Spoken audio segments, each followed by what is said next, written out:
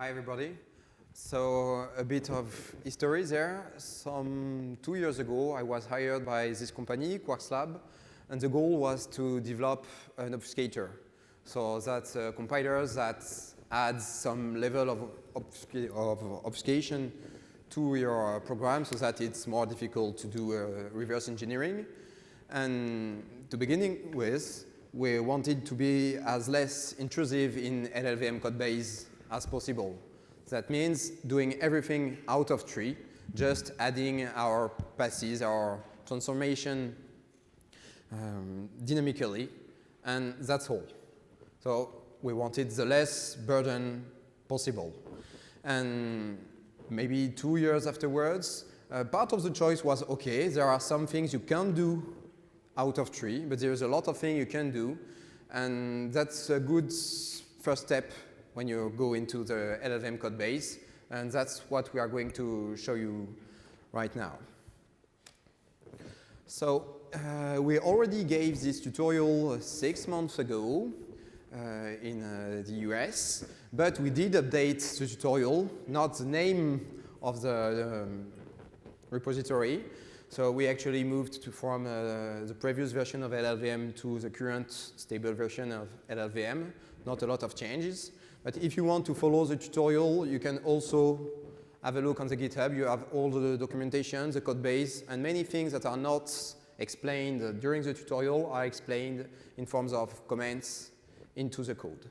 The code is not formatted as it should be because we tried to do some literate programming there, which means that all the examples in these slides are just extracted from the code base. So that may explain some kind of wired formatting. So let's roll. Just this is a beginner tutorial, so I assume you know a bit about LLVM, but just a small recap. So the input of an optimization pass is what you get like a compilation unit. In LLVM, it's a module. So that's the top level object. In a module, you have global variables and metadata and functions, so a bunch of functions. Each function has a list of basic blocks, which are linked together with a terminator instruction. And a basic block is a list of non-stoppable instruction, which means that once you get at the beginning of a basic block, you sign for going to the end of the basic block. You can't just have someone that jumped into the basic block at the middle or jump out of the basic block. That's not possible. So you have all these instructions. The instructions produce and consume virtual registers that are in SSA form. And the registers are strongly typed. And they can also manipulate memory, which is not in SSA form and which is not typed, and it's moving toward less typing on the memory. Because of the SSA form, we have these well-known phi instructions, which basically means that if you want a value to take either one or another value, you say I'm a phi instruction, and if I come from the true basic block, then I will get this register value, and if I come from the false block, then I will get this register value. And I'm not going deeper into the LLVM IR. That should be enough to understand the remaining of the tutorial. And what is a pass? A pass is basically a code transformation that takes some bytecode. So it takes a module or a function, and it generates a new module or a new function with added or removed properties. So we want to write a pass. Let's get started. So this tutorial has been designed for the last stable version of LLVM. Actually, it works out of the box for the previous version of LLVM, but for one line in the cmake file that had a bug that was fixed in this version, but not in the previous one. It should be pretty easy. You don't need a lot of compiler background or technical background to understand it. And if you're already familiar with LLVM, I will not take it personally if you leave now, because most of the things you will hear, you probably already know them. If not, well, Hope you enjoy. We are not going to speak about extending the C or C++ language, adding a new front end, adding a back end, even not about in-tree path development. We really want to be the less intrusive possible on LLVM, just using it as a regular library. And this tutorial has been tested on Linux. It should work on OS X, and it will not work on Windows because there is no support for a dynamic library in LLVM for Windows, which means you can't load dynamically a new path in LLVM if you're running Windows. So just forget about this. And then we have 4 stages, and we begin with just a build setup. Whoops. So LLVM used to rely either on AutoTools or cmake for its build configuration. If I understand well, the AutoTools support has been deprecated. So now the official way to plug into the build infrastructure of LLVM is to use cmake, right? So in this stage, we will see the cmake configuration steps, build a very simple, minimal path, and add a few tests because it's the thing people used to do. So if you have a look to the GitHub repository, you will see this directory layout, and if you don't, here is a slide. So basically, you have the main cmake configuration file, where you describe the build, a few auxiliary files because there is a dependency for this tutorial on Python, and so you want cmake to check for Python in a good way. And then you've got your first pass. So in the layout we choose, there is one directory for each pass, and in this directory there are 2 files, one that defines the actual pass and a one-line cmake file to register it. One way to plug into LLVM when you're working out of tree is to set a cmake variable that the user will provide at the cmake configuration step, and it points to the install location of LLVM. So this does not work if you rely on the Debian package because their naming schemes is different from the default naming schemes when you install LLVM from the source.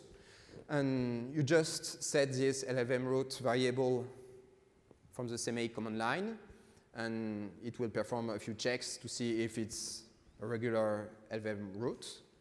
And once you did this, you can load all the configurations that the LLVM developer prepared to use LLVM with cmake. So it should be located there, except if you use Debian. In that case, it will be LLVM -3.8. And then you just load the LLVM package and a few extra cmake stuff that are listed here. Basically, you load all the cmake configuration for LLVM, and once you have done this, you have some macro definitions that are available. You have some cmake functions that helps you to register your path and makes the remaining quite easy. For instance, if you know that all the source code in your project will use the LLVM definition, you can just, at the top level, add definition and this variable, and you will get everything you need to compile LLVM. And there is a lot of things in this part because LLVM is compiled without RTTI, with C++11 support, so you don't want to set this by hand, and you just want to rely on this.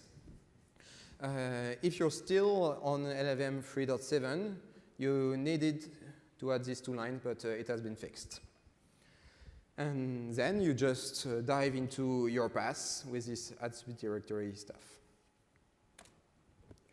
And the nice thing is that instead of doing with all the linking stuff, you just have to call this add LLVM loadable module in your cmake list in your path directory, and it takes care of everything. So that's really cool. And once you did this, you're able to use your path based on the opt tool. Opt is a very nice tool that basically provides a shell API to the pass manager. You can load extra plugin or use the plugins that are built, the passes that are built in, and call any transformation you want in any order you want and get the result. So it takes LLVM bytecode as input and produce LLVM bytecode. It's just a pipe. So opt without anything, it's almost like cat. If you're registered for opt, you're almost registered for Clang. You just need to add one line in your pass definition, and I will show it. So basically, with this extra boilerplate, you can load your plugin to Clang too, because most of the time you prefer using it on a C code and have all the Clang processing plus your pass and everything sticks together.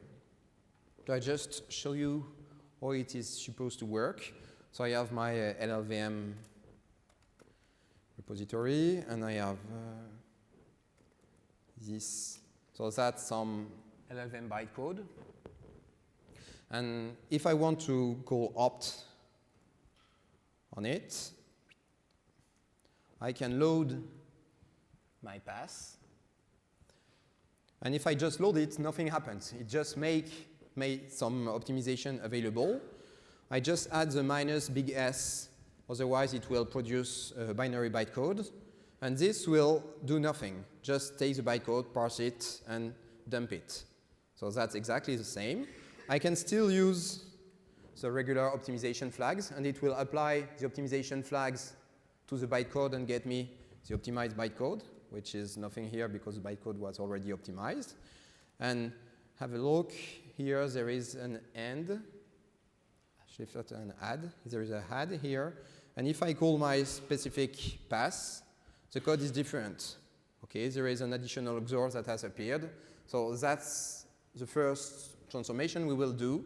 But basically, we just took some bytecode, modified it, and produced new version of the bytecode. So the NOP pass, which does nothing, just derives from basic block pass, which means that it will take every basic block in the module as input, one after the other, and produce a new basic, an updated version of the basic block.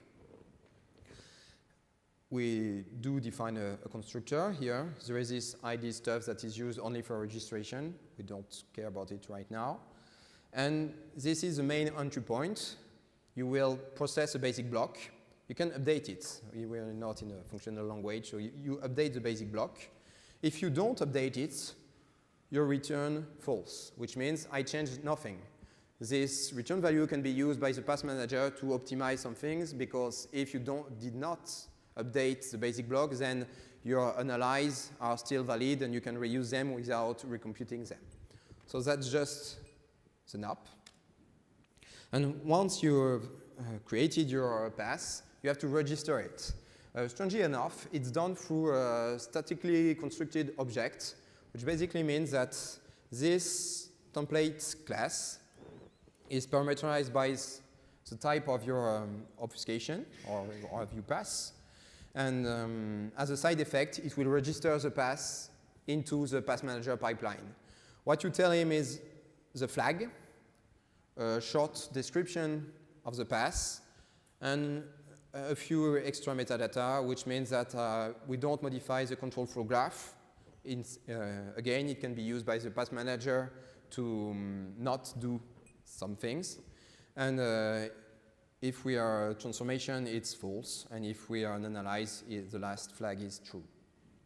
If you do this, it will register your pass into the opt pipeline, but not into the Clang pipeline. Just a small bonus. You've got your pass, you just want to test it. That's what developers should do.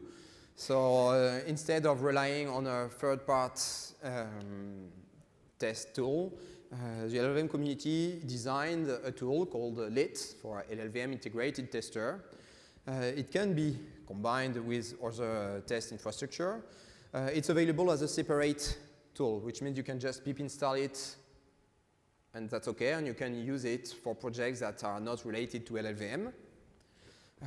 Let you see the doc for it.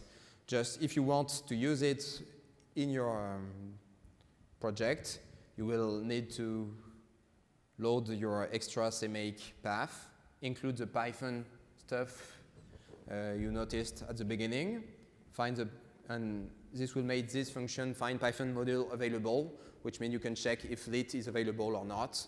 In this tutorial, if it's not available, we stop the configuration process. And because we are nostalgic about auto tools, we still want a check, like make check targets, and so we create one that basically just runs the lit tool on the test bed. I told you that registering for opt is not the same as registering for Clang. In fact, there is a difference that I can exhibit here, is that with opt, you load your module and then you use a flag to tell opt when to use the module, which means you can load it, then apply -02, and then apply your transformation. With Clang, it's quite different. You register in an existing pipeline, which means you say, I am a new code transformation, and I want to be applied at the beginning before any optimization, or after all the optimization, or in between. There are a few entry points that are predefined in the optimization pipeline. And with Clang, you just register your path for a specific entry point. So that's what you can see here. You just register your stuff. But there is this early as possible, which means basically just after the original bytecode is produced, before anything like map to reg, apply my transformation, and then go on. Sometimes you want to do your stuff before everyone. So in the context of obfuscation, you basically want a first layer of optimization just to clean things up. Then you will transform your code, make it more complex, and then maybe call some other optimization. So you want to be in between. It really depends on your test case, on your use case. So with this, we have set up a basic project, testing infrastructure, and wrote a very simple path. And now we will dive into what the path does, which make you manipulate the bytecode. And Adrien will do this. Okay, thank you, Serge. So what we're going to see in this stage is basically how to manipulate the LLVM IR with a simple test case and write test cases to check that we are doing actually doing what we want. Then after, we're going to see how to collect some statistics on what we've done and try to print debug information on our path, which can be really useful when we are debugging passes. So the simplest transformation we're gonna see is this one. It's a different way to do an addition. So maybe some have noticed when Serge made a little demonstration that the addition has been changed by other operations. So here we can prove that a plus b is equal to a XOR b plus 2 by a and b. So it's what we call an MBA, a mixed Boolean arithmetic operation. So we mixed both Boolean arithmetic and classical arithmetic, sorry, in the same expression. So why we are doing this is just in the context of obfuscation. It turns out that the LLVM optimizer, for instance, can't optimize this expression into an addition, and lots of other tools are kind of lost when they see that this kind of expressions, they can simplify it and everything. So that's one of the obfuscation we are doing. So how do you do this? So we've created a path that works over a basic block. So we need to iterate in this basic block to get every instruction of this basic block. So that's basically the for line here. So then we get the instruction. We need to check if this instruction is a binary operator.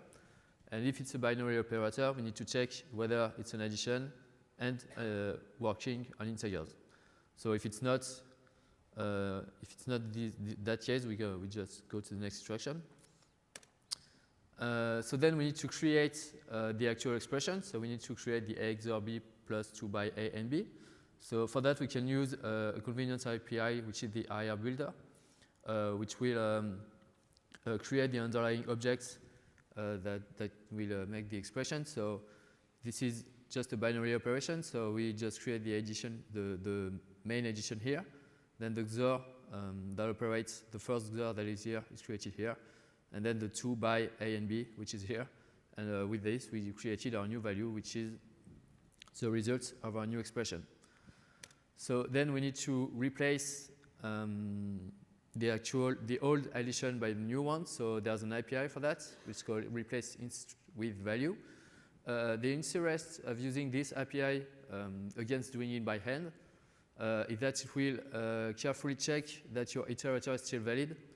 So because we are iterating inside the list, if we delete the actual operator, it won't be valid anymore. So you need to change your iterator to be valid again. So that's basically what replacing with value is doing. So you pass the iterator here by reference. You give it the list of instruction because it needs to delete your instruction from them and the new value. And we'll do all the work for you. And so now we've just finished to write our path. So we've seen the demo before. So all the additions will be changed by a mix of a Boolean and arithmetic operation. So now we want to write tests in order to check that we're actually doing that and that we didn't mess something up. So we're using lit, as we said. So the principle of lit are that we have one source file per test case. Inside the source file, we're going to write comments to describe what we want to do. And that's basically it. And with this, we're going to use file check, which is very useful because we can write patterns to check at specific lines inside our test. So that basically looks like this. So here is a test file with lit. The %s means that just will be replaced by the path of this file in the end. So here what we're basically doing is that we are compiling this C code into LLVM IR bytecode. Then we're using opt to apply our path to this bytecode. And then we run file check on this. And then we compile the final code and check that the value returned is valid. Here at each line, the lit will check that the process returns 0, so there is no error. If there is an error, it will stop and say, okay, you have an issue here. Here we can notice the check line, so it's a comment. So here it says to file check that we will have an end operation somewhere between in here. So it means that we don't have here we don't have an end operation at the first, so after transformation you should have one, so that's what we say, just check that there's an end operation. So we can go further with lit and file check. So we have a ratio in our tool where we can say, okay, I want you to modify only half of the add operation that you see. So if it's at 1, it will modify every 1. If it's at 0, it will modify nothing. So you can add prefix for file check and say, okay, in this case, you want to check only the checks line that are with on, and in the other case, only the ones that are with off. So here, when the pass is applied, we want to check that there is a mule, a multiply operation, and if it's not applied, we want to check that it's not present. So what's interesting that you can basically mix in the same test file different checks depending on the arguments you have or other stuff. So as a bonus, we can do other things. So we can have some statistics about what we did. So it's just a simple macro. You say, okay, I want statistics about the number of additions I've changed. So you just define the macro and increment it each time you modify an instruction. And if you want to see the actual statistics, you just add flags to opt with -stats, and it will output the statistics of what you've done. So you can see that you modify 1 to 100 additions. So that can be interesting in our case to debug some performance stuff, for instance. Another thing you can do is to add debug debug lines inside your code. So you need to include the debug.hash file. Before this file, you need to define the name, the kind of name of your path. And then you just use the macro debug, which will be disabled if you compile in release mode. So it will basically replace this statement by nothing. And if you're in debug mode, you have the actual debugs. So here we just print the operation we changed by the new expression. And if you want to collect your debug information, you have two ways. You have two ways to do that using op, for instance. You can use the -debug flag only, but the issue is that you will have the debugging information on every pass that LLVM runs. So in this case, we have -02, so we'll have every debug information and every optimization pass Cs that are used. But you can filter this, and you can use -debug only with the name you just write in this macro, and we'll filter the debug information with only your paths, which is really more helpful. So now I'll let Serge talk about how to write an analysis out of tree. So it turns out that many code transformation need some extra information, some abstraction about the code. And when you want to do this in a reusable way. And the way to do this is to put this extra intel into an analyze. So in this stage, we will use an existing analyze, which is a dominator tree analyze, and we will produce a new analyze that will be used in the last stage. So but the previous pass was a basic block pass, so now we will get a function pass just to do different things, and we will show how to describe the relationships between the different paths. And we'll have a few words about the LLVM get line. So a key feature when you write an obfuscator is the ability to inject some dependency from the context into the computation.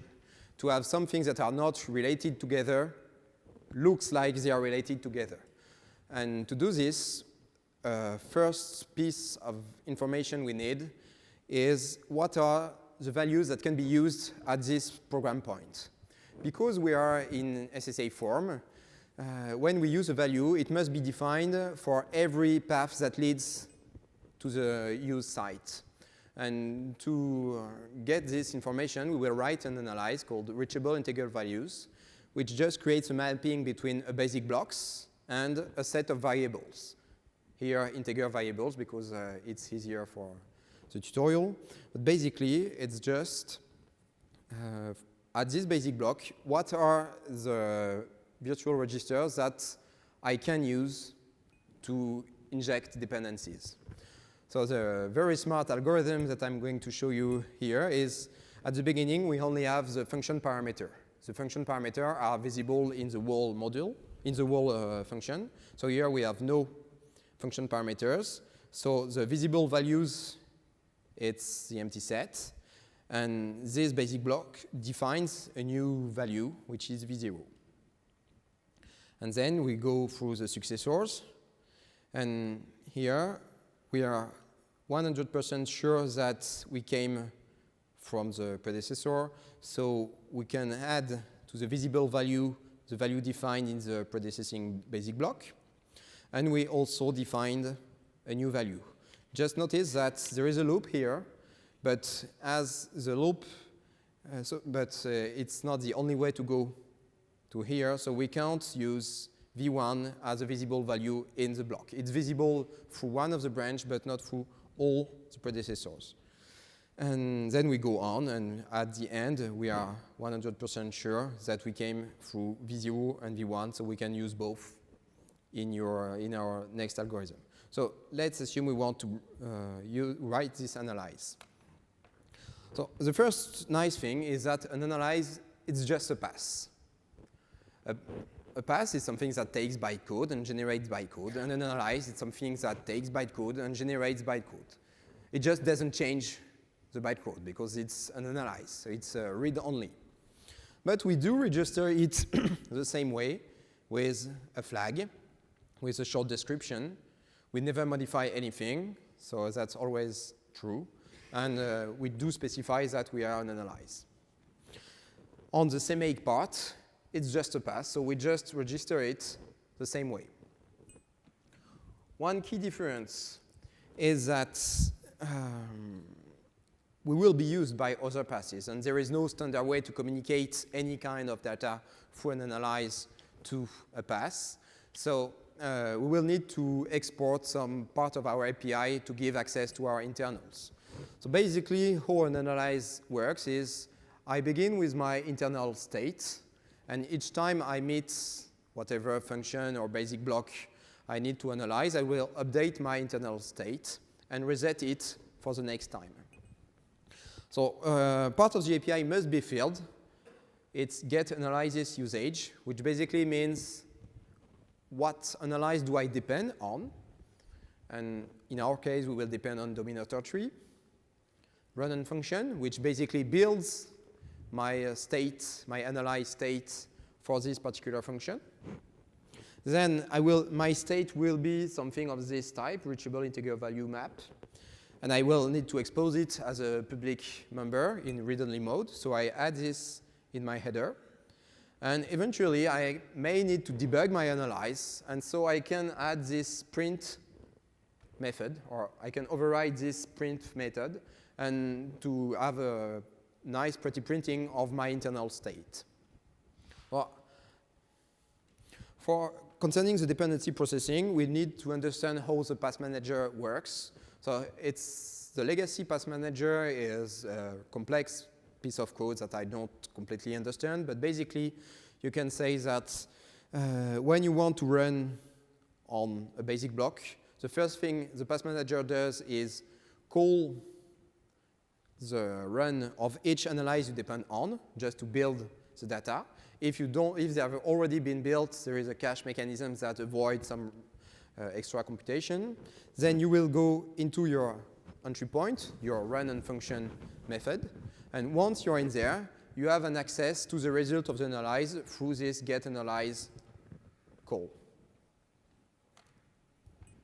In our case, the GetAnalyze usage just states that we require the dominator tree wrapper pass to be called to produce the dominator tree information. And as we are an analyze, we don't change the results of existing analyze, so we set this set preserves all stuff. It can be useful even for a pass if you know that you don't change, for example, the alias analyzing, which can be quite costly. You can just flag, I am transforming the code, but I don't change any alias information, so just don't compute it again. And concerning the entry point, I will not dive into the details of how the paths work, but just to have a skeleton, you first reset your state, because there will be only one instance of your analyze that runs through all the compilation steps. So you just clear the states, do your stuff. You can get the analyze from another analyze that's through the GetAnalyze call, templated by the dominator tree wrapper pass type. And then you get the inner object produced by this analyze. And then you do your stuff. And you always return false because you're an analyze, so you don't change your state. But basically, that tells you how to use an analyze from another analyze. And I told you about this print method. It's quite useful. I will give you an example. Maybe it's easier. And I prepared it in my history. OK, so now what I'm doing is calling opt. Even if I'm an analyze, I need to be loaded in opt. So I load it just to make the code available. And then I tell that I will not need to produce anything. I just want to gather information. That's my input. And that's the name of the analyze I call. So calling a pass, whether it's an analyze or not, it's just the same. You call it. And if I do it, I have some pretty printing. So I have a basic block. This is some very smart identifier for the basic block, basically its address. And this basic block has these reachable integer values, which are in fact the function parameters. And this basic block has these values, and this basic block has this one. One interesting piece of information is that as those are arguments, they dominate every basic block, so they are present in every basic block. And it can help you to debug, to have this print stuff. So here, that's how it's called. And to implement it, we have this raw output stream here, and every LLVM object can be printed to this stream, and you have a nice pretty printing. If you print a binary operator, you will have the actual textual version of this binary operator that gets printed for you. So that's pretty useful when you debug. If you're inside GDB, you know that GDB and C++ are not always playing nice with each other, but there is an extra dump method for each of these objects, and if you call them, it will just dump the content of the object to the output, and it's pretty useful for debugging. Or you can use LLDB, which I don't. Yeah, so I told you about the coding rules. So the nice thing with working out of tree is that you're free. There is no one from the LLVM community that is going to review your code, which is not actually a good thing, but you may stick to your convention. That's OK. I will argue that it's nice to keep the LLVM one. For visual consistency, it means that everything looks the same, your code and the LLVM API you are using. And you can take advantage of the Clang format tool that will format your codes in a LLVM style, which doesn't mean modifying the identifier, but just the indentation. Well, anyway, there is plenty of reading there, and feel free. Next, we will put everything together. We have developed an analyze, and we will use it into the last level pass. And this pass will manipulate the control flow graph so that you will be introduced to the control flow graph in LLVM. So you will manipulate some phi nodes, modify the TFG, and also declare extra options so that you can parametrize the behavior of your pass. Add a bit of funding because writing test case can be a burden. So if someone writes them for you, that's OK. And add a support library just for the cmake integration. So let's go. We are still on the obfuscation stuff. Obfuscation are nice for this tutorial because you can do very simple stuff that while simple optimization are scarce. So here we have the original basic blocks, one chaining to the other. And what we want to do is have a branch that depends on a value of the context, and you don't care of the value because either the left or the true or false branch just do the same. What you expect is that each branch will evolve as part of the obfuscation process in different ways, and so it will require more brain to understand what is going on. And it even defeats some tracing, because instead of going through one code path, you will have several code paths, and so for a reverse engineer, it increases the load. So that's what you want to do. So there are several issues when you try to do this. First, you will, in a natural way, iterate over all the basic blocks of the function. But at the same time, you will create new basic blocks. So you have to take care of not creating basic blocks and then iterating over them, creating new basic blocks, and so building an infinite function. And when you create, and you will need at some point to clone the instruction. Cloning requires some cares, and it will require remapping and putting everything back together, and we are in SSA form, so we have to do some plumbering there. So first, we will need this random value from the context. We could flag with a call to the rand function, but that would be easy to spot. So what we do is use the reachable integer value pass we just designed, get the analyze, get the map here. So here it's a map from a basic block to a set of function, or a set of values, and then we pick a random value inside this set.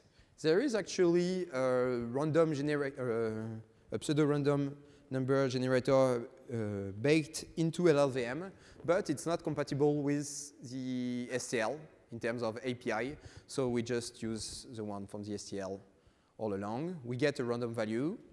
And once we've got this random value, we can use the IRBuilder, you remember of it, the easy way to create new expressions. So we create a test to test if this random value is null or not.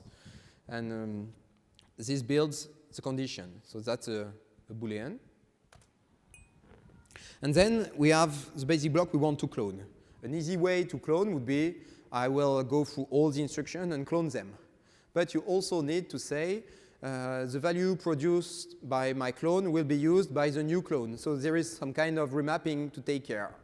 And that's not something you do only once in LLVM. So there is already an API to do this. The remap instructions that basically takes a map of value mapping to new values. And then you give your instruction, and it will remap the value as needed. So the key here is that whenever you want to do something that requires a lot of tinkering, there is a high probability that an API, a high-level API, does the tinkering for you, and you call it. I don't know of any way to discover this API apart from reading the code, but at least there is some.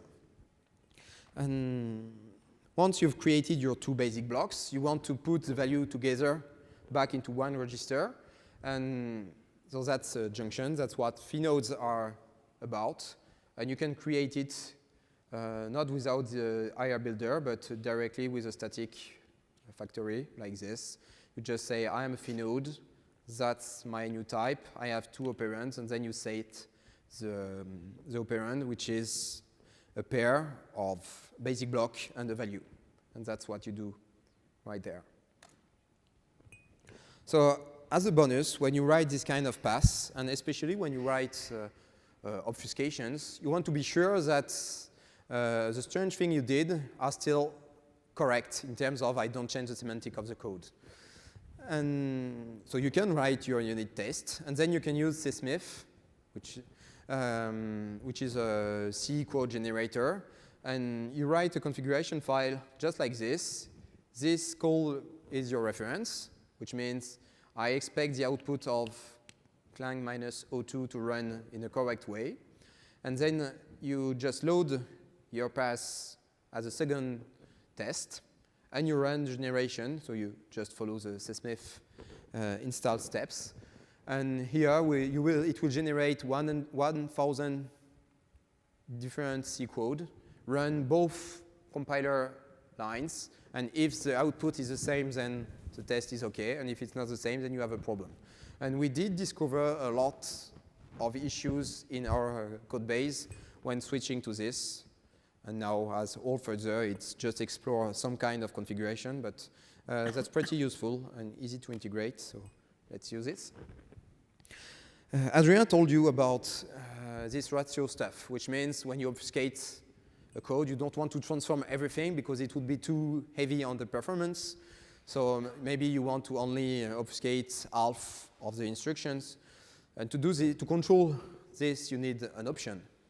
And there is also a static constructor. They do love static stuff in LLVM, which is not always nice. But you can just use this, and it will register your option in some shared object. And you basically say, this is the name of my option. This is a documentation. This is the meta variable, the default value, and whether it's mandatory or not. And you can use all the opt stuff to access basic int, float options. But here I've been using the ratio type because I want an extra check, like my ratio must be between 0 and 1. And so you need to specialize LLVMCL for this class. And you have an example in the Git to how to do this. And if you want to do this in a portable way, which means in a reusable way, which means use this ratio for every of your pass, you can add it in a shared library apart from the existing one. And everything runs flowly in the cmake configuration. So you put your extra stuff in utils, specialize the parser for ratio, raise the proper error depending on the value of the ratio, and it runs gracefully. I have 5 minutes left, just enough for my final pen. Basically, with what you've been hearing for this 50 minutes, 45 minutes, you have the basic tools to write your own pass. It's, for example, for a PhD student, it's a nice way to begin with because you don't have all the burdens of being in tree. You can live in your small island and face this famous compiler complexity design. And hopefully you can fight the dragon now, and the best way to fight the dragon is to use LLVM and a nice dragon punch. And so that ends the tutorial. If you have any question about specific steps, I'll be more than happy to answer. You can also have a look on the GitHub. Make a pull request if you think that what I have been writing is not good, or just use it as a reference. And that's okay for me. And so what about you?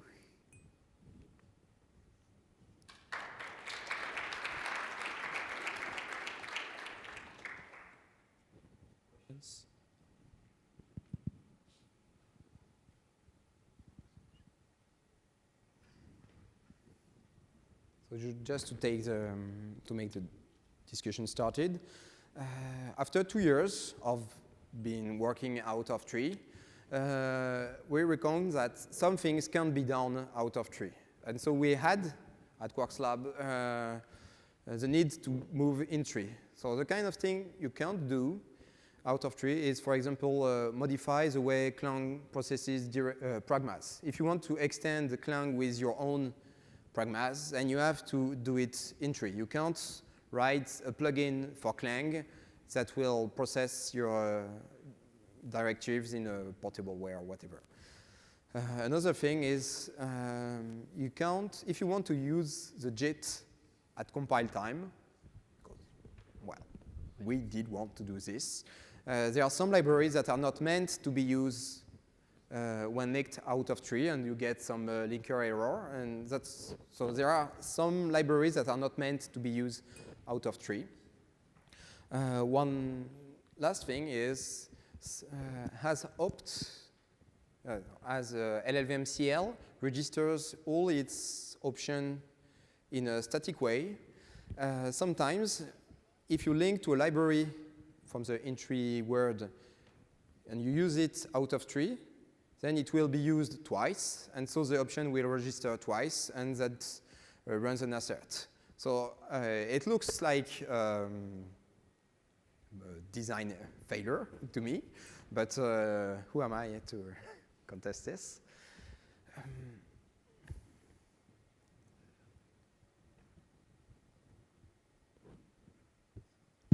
Any more questions?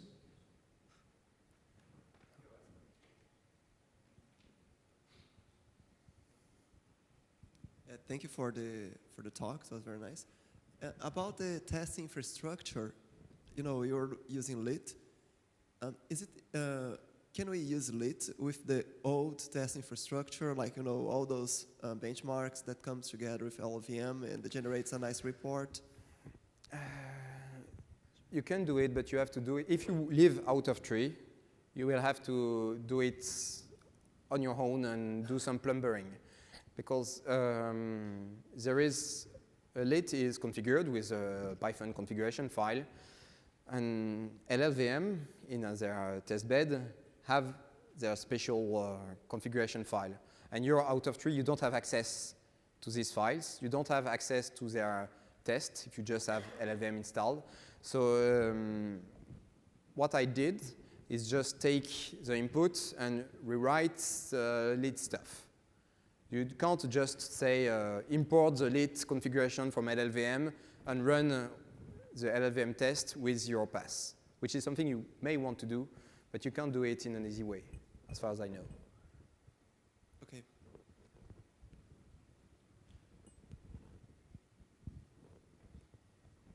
Okay. There is one question there.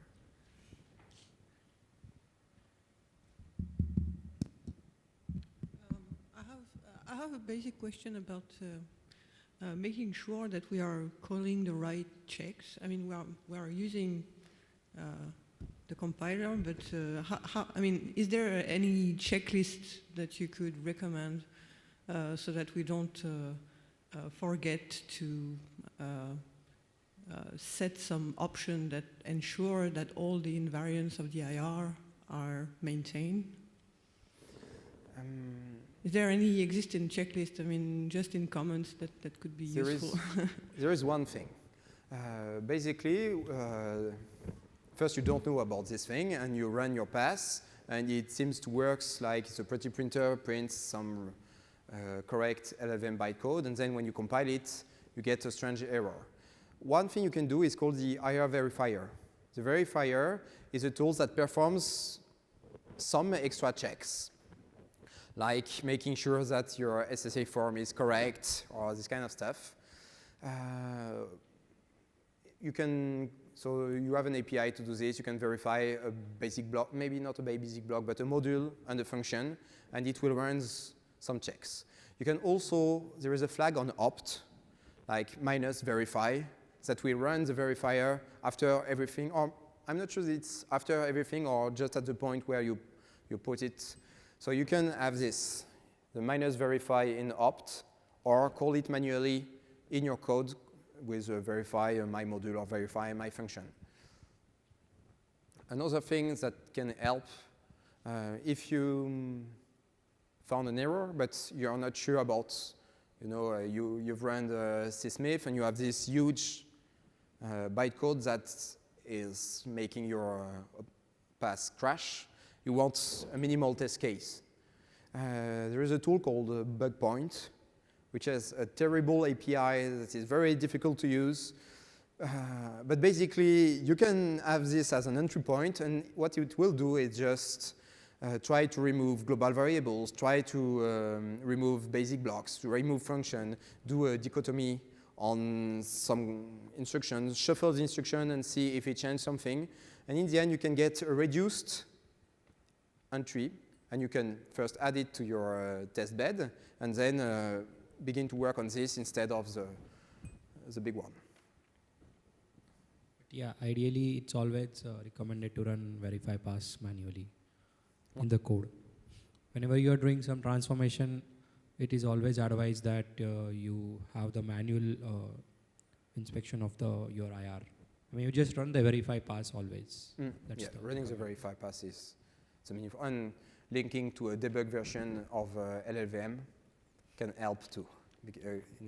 You get an assert instead of a segfault. It's easier.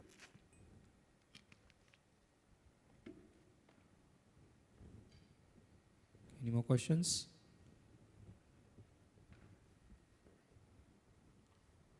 Okay. Let's thank the speaker one more time.